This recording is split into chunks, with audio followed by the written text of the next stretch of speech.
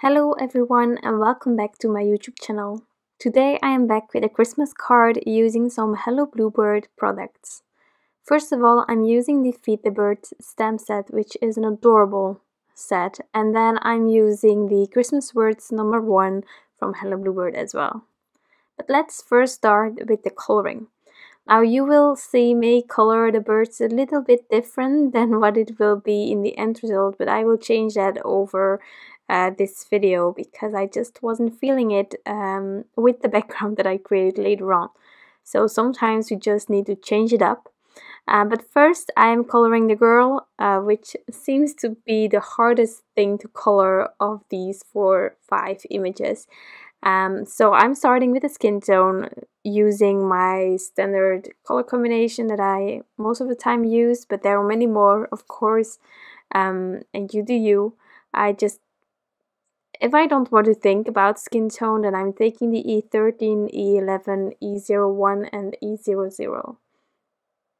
So that's what I'm doing here, and I'm coloring from darkest to lightest and keep going back and forth until I'm happy with the blend.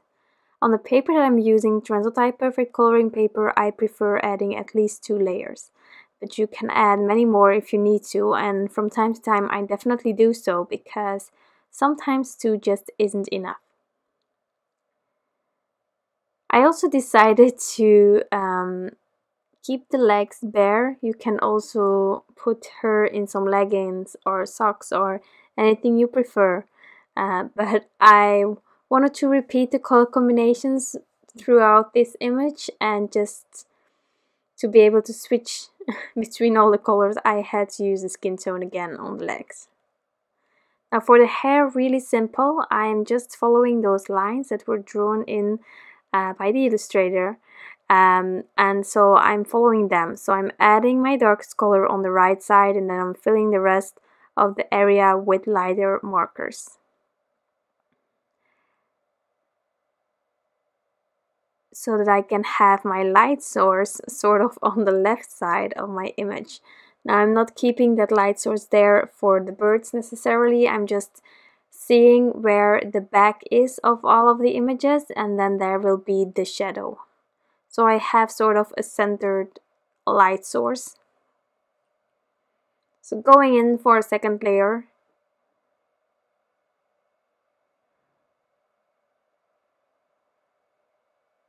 And then I will move along to the rest. Now about the colors and the combinations, these are combinations that I used in the past and they work like a charm. I love them, and I love the combination of the pinkish reddish color that I will use and the blue colors. Now just for reference, I also have all the combinations listed on my blog post. That's just easy if you don't want to write it down now or you want to revisit the color combination that I use here, then definitely check out my blog. There is always a link in the description box towards my blog post, so that you can click through on there, but it's ideintoreality.blogpost.com. Really easy. You will find me if you need me. Also, here again I am adding the darkest color on the right side, and then I'm working my way to the lightest color. Now the first go, or the first layer that I add, normally is quite soft. I just add a tiny bit of that dark color and then I work my way through the lightest, and most of the time I end up with quite a big area of that light color. So the second layer that I'm adding, I'm most of the time going a bit further with my shadows if I need to, and that's just because it's easy to add dark colors, but it's really hard to get rid of them if you add it too much. So I prefer going in slowly with my darkest markers and then broaden the area afterwards.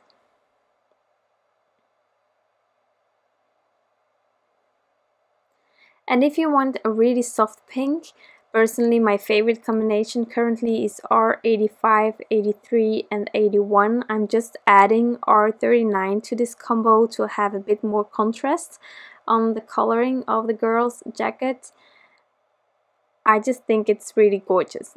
Later on I will also use it on the birds, but first I thought of adding some grays to the birds, so I did that and I went for a really soft combination, but then with my background it was just not standing out and it didn't add anything to the birds. So I decided to take the pink again and go in with the pink. You will see that later on, but just already letting you know. I think that, however, the gray would work really well, but then my background should have worked out a bit different. But while I messed up, I fixed it, and I'm happy now with the background, but therefore I needed to change a bit of the coloring as well. So here, the same combination as the hair on the shoes, really simple, keeping those markers coming. And then I'm also using one of those markers for the seats. And then I decided to add the other accessories in blue, because it just is a lovely combination with the pink, as I said in the beginning. And these two colors are really easy for a background as well. You can go from pink to blue, you just have sort of a purplish color in between.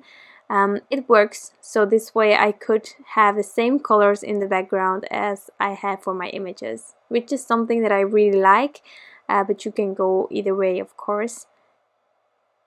And so here again, I'm starting with a darker color and working my way through my lightest. And I decided to do the mittens and the scarf at the same time, but I could have done everything all at once as well. It's just however you prefer, but I'm also going to do the skirt and the hat with this blue combo.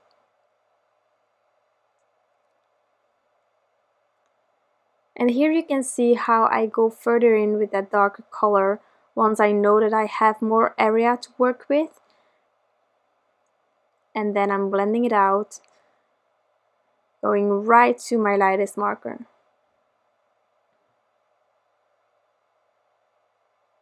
So the same for the hat, my shadows on the left, and then there is sort of an overlap with the band and then with the jacket for the skirt. And then I'm just making sure that I go through each of the markers of my combo and blend it out.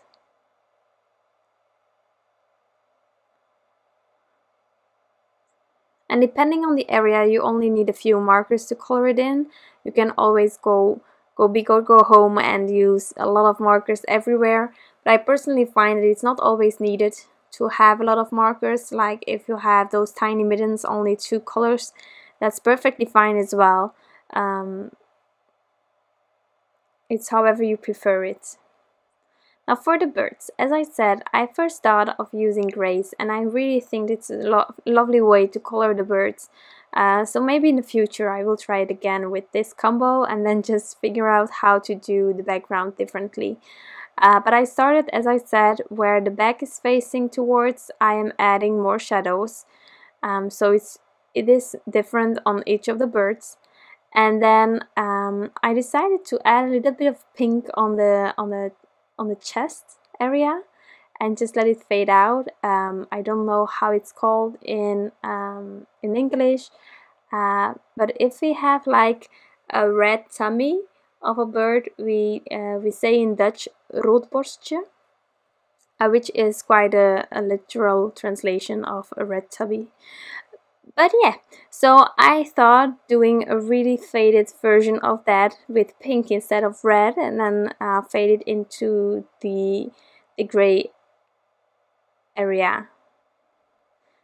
But I didn't end up using this, as you might already have seen in the beginning of this video. We will change that, but I really liked how it turned out. So I wanted to keep it in the video for you to see. Maybe it can inspire you, or maybe you just like it, and well, you never know. So keeping it in there, and then once I was happy with the coloring, I also used the matching dies to cut everything out. And due to the birds, I also added gray to the little cup of the seeds that the little girl is holding. Well, I could have changed it later on, but I didn't do that in the end. But if my birds weren't gray at this stage, I would have used another color, maybe even same brown as on the shoes and the hair, just to keep with the same combos.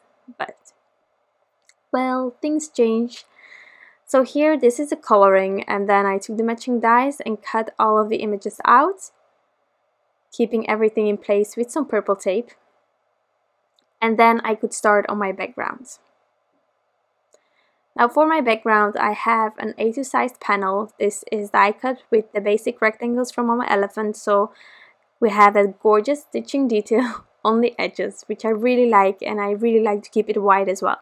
So that's why I'm covering it completely with purple tape, and then I'm going to do some ink blending. Now first of all, I wanted to see whether it worked out how I had everything intended. I don't have a lot of images, but I still have a few that I need to place somehow. So I decided to work with the blues and go through the pinks, as I said, is an option. But don't mind about Victorian Velvet and Aged Mahogany, because that didn't work out. I should have known it. I think I made the same mistake with another card that I made in the past, and then I needed to change that background as well to sort of fix it or to let it work. So, well, this was the beginning plan, and then I changed it up. So first of all, I wanted to have a bit of a snowy hill, and I wanted it to be not white completely because my background was going to be quite dark. So I decided to start with a bit of the stormy sky and then just work my way up from there, having a really soft blue tone. Then I was going to take the Drift and Hill stencil from My Favorite Things to keep that snowbank in that color, and then go really dark immediately with my darkest blues that I took out of my drawers here, and just create a gradient. Now, because I wanted to go from blue into pinkish reddish colors, I had to first start with the darkest one, work my way towards a lighter blue, and then I could make it a transition between the two lightest colors to end up with the reddish pinkish color, if you know what I mean. So here I'm really building it up and making sure that I like the gradients, and then I will transition using the Stormy Sky with the picked, well, Victorian Velvet first, but I will change it and I will take picked Raspberry to help me get the background that you saw in the beginning. So here I started and it became really muddy, and in my head it was really going to work. I definitely think that it was the same mistake that I already made, but I just kept going. I thought, okay, I can still start again if I need to. Maybe the aged mahogany was gonna work, but that didn't help at all. As you can see, it's just, ugh. I don't understand. But I tried. So then I thought it isn't going to work. I thought going back in with the blues again and just darken it up, and maybe I could get that purpley vibe between my my Victorian Velvet and the Stormy Sky. But you already see where it's going. It just stays muddy. It's ugly, but well, we have to go through it to get better and to let you see what I ended up doing. So here I decided it wasn't working out. It was still muddy. So I took the picked Raspberry, which is unfortunately a color that I don't choose very often, but it works so well. As you can see here, this was what I was going for. Sort of a purpley vibe that you get by trying to get that blend between the blue and the pink color. So I kept going back and forth. I had to fix quite a lot of muddy colors, and then I checked whether it turned out to be the same pinkish reddish color as I had on the girl, and it sort of worked out, but I had to wiggle a bit more. So I also picked the Seedless Preserves as my darker color, and then it was all about getting that gradient that I wanted to have and that transition between the blue and the pink. So after working quite a lot on it, I tested it out. I liked it. The Fa La La La was going to be exactly on the area where I had the transition, as was also in my head. And then I decided to take a bit of a gold glitter cardstock. I have this set. It's from Altenew, really handy. Definitely if you're like me and you use it most of the time for some scripty words. Then you don't need like the A4 size papers or anything like that. So it's a really handy set. And I took the brushed gold glitter cardstock from this set, and I think there is 4 of each or 5 of each of these papers inside of it, so you have quite a lot to work with. And I die cut the fa la la with it. So this is my background, and then I thought, well, maybe to break it even more, like sometimes if you're not sure about your gradient and it's a night sky or a galaxy, add gouache or add white splatters or splatters in colors if you want to. I prefer white lately, just because the paper that I use isn't really good with water neither, so just white splatters already help me. So just add quite a lot of it, and you will see that even the areas where you're unsure about already are quite beautiful by just adding a bit of splatters, and it will cover those tiny mistakes that you might have made. There is also an option to splatter on top of your images, and I have done it already a few times this year for Christmas cards. I like it. But today I decided to not do that. Also, I think because I wasn't sure about the birds yet. And this way, well, they will be more in the front even. But it wouldn't be an issue to add splatters on the images as well. But now about the birds. As you can see here, I don't know if it's just me or if you agree with me, but I was like, those gray cute birds aren't standing out enough. So I decided to get back at them and just use those pinks. I didn't want to at first, but I'm glad that I did, because now they stand out as well. And of course I added gray in the background, so it's not exactly the pinkish color that I have on the jacket of the girl, but it fits and it works with the background, so that's all what matters. So it's no longer only a tummy that is pinkish or reddish. So yeah, it just became a pink bird. And I did that on all 3 of them with the same initial idea when it involves the shadowing, just using the back to add the darkest color.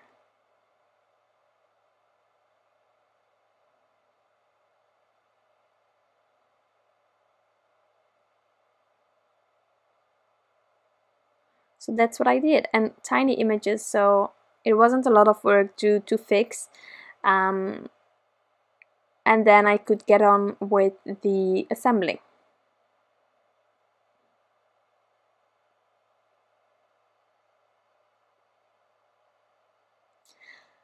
Another question maybe for you guys is, I don't know if you can see on my fingers, but it's filled with white gouache.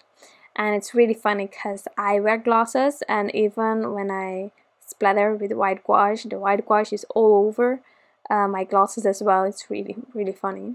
But is it also with you that it goes like everywhere? I already thought about buying a box or just use a box from my orders, but that didn't work because it wasn't high enough. But then I'm thinking, well, it's always on my glasses, so there is no way that I can avoid that. So is there even use of a box? You know, is it useful to buy like a splatter box or something like that? It exists, I know, but with me it always goes everywhere except on the card, and then in the end and also on top of the card, so that's good. But really there is a lot of cleaning afterwards. My laptop is in front of my mat and it's filled with splatters all the time. Then I need to take like a baby wipe to clean it off, but I've got about half of the splatters, and then, well, it's a funny thing. Personally, I find it. So I added the fa la la. If you want to, you can add more dimension and stack it up. But you know me, from time to time, well, most of the time I'm really lazy. And then here for the images, I decided to use some thin foam squares. So trimming it to size if needed and just filling those images completely because I like it, because I think it's more secure for mailing. Well, multiple reasons. And once I added like a bunch of thin foam squares, I could actually assemble everything a bit more. And then about embellishments, because you can add many more, I contemplated about adding some embellishments on top of the card. And I tried it. I didn't keep it in the video because I decided not to add anything more. With the gold glitter cardstock and with the white gouache, I thought it was enough. But I added some stickles. And I think you already know where I added them because it's like the standard area where I add stickles. If I add some, and that's of course on the hat because it lends itself towards that. And I contemplated about a scarf, but I didn't do that in the end. So I just added some on that white, on those white puffy thingies on the head, and then the band of the head as well, just to finish it off after I adhered it to a card base. It's always handy to adhere it first because once you have some moist on top of it, you can go in that with your hands, and that's not handy. And so first adding it to a card base if I don't forget it, and then I'm adding all the liquids that I need to add still. So that is my card for today, a really fun one I think, and I'm glad that my background turned out. However, it took a bit of, well, it wasn't a straightforward background, as you saw me a bit struggling. But I hope that you enjoyed it, and I hope that you like the end result. If you have any questions, you can leave them down below in the comments. I really appreciate you all stopping by and taking the time to watch this video. Thank you so much, and I'll be back soon. Bye!